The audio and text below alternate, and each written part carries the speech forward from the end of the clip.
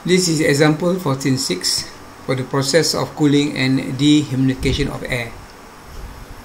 Air enters the window air conditioner at 180 m, 30 degrees C, and 80% relative humidity at rate of 10 meter cube per minute, and it leaves as saturated air at 14 degrees C.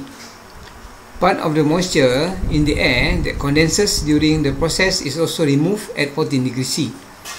Determine the rate of heat and moisture removal from the air. So right now we have the P value. This is the T dry bulb. This is the V1, and then this is a V dot, the volumetric flow rate, and this is the T wet bulb involved, and it says that it lives at saturated air at 14 degrees C, and also the moisture also condensed, removed at 14 degrees C. So this is the section involved. We have one cooling coil or the evaporator inside this section, and we have the first part of the cooling process of the air doesn't involving any condensate until the air is saturated. So once the temperature of the air is brought down lower than the T dew point, then the water vapor start to condensate. So this is the section whereby we drain the condensate from this condensation process. So this is our process on the psychrometric chart. This is process 1 to X, the cooling process. Here is 1. This is X, before condensate. Just the temperature just reach the wet bulb temperature or the dew point temperature. Then after that, what happened from point X to point 2? Then the moisture start to become liquid, which is called as condensate, and it's been drained out up to the state 2, where state 2 is the 14 degrees C.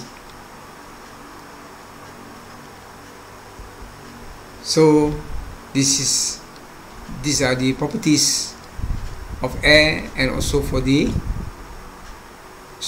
properties for water vapor, H1, the air properties, omega 1, the specific volume, and then this is the enthalpy,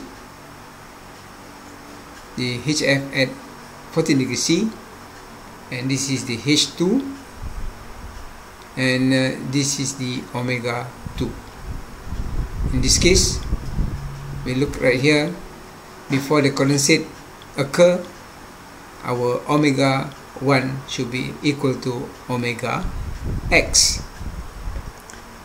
So this is the mass balance for dry air, mass balance for water vapor, and this is the energy balance. So in this case, we have 1 inlet, 2 outlet. So the energy in equal to the total of energy out. So this is the energy balance, this is the energy in, this part, section 1, and then the Q out should be the Q out from the cooling coil, and then the energy out in which followed by the mass. So this is for the condensate, the liquid, and this is for the air. So we have 4 elements of energy: heat, in, out, and out. So this is the energy balance. So we need to get what is m dot A. from the volumetric flow rate divided by the specific volume of the dry air. So this is the mass of air involved, and we know that it's involving the omega value, so we need to get the omega value in order to get the MW. So this is for omega 1, this is for the omega 2. So in this case, we can use the psychrometry chart, or you might use the analysis of mathematical. Therefore, we get the Q from the cooling coil. This is how much Q is being extracted from the air. So seen by the energy balance, this is the total Q involved. Then we can look here, we can also have the processes involved to be sketched on the psychrometry chart, and after that you can get all the enthalpies. Rather than using the table, you can get the enthalpy of the air itself. So this is how you sketch. This is 4.1. You sketch the 30 degrees C and the relative humidity as 80. So this is 30 degrees C. This is relative humidity of 80%.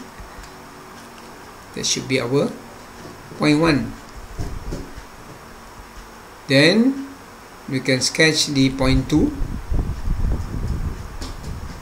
as saturated condition. And remember, the temperature coming out right here is 14 degrees C. So this should be the dry bulb temperature. So we plot the dry bulb temperature.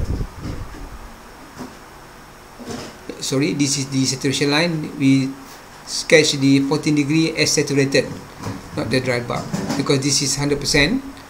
So we need to sketch or to plot the saturated temperature or the wet bulb temperature. Okay, this is 14 degrees C. Then this is the process, and from here we can get all the enthalpy values, all the omega values. Alright.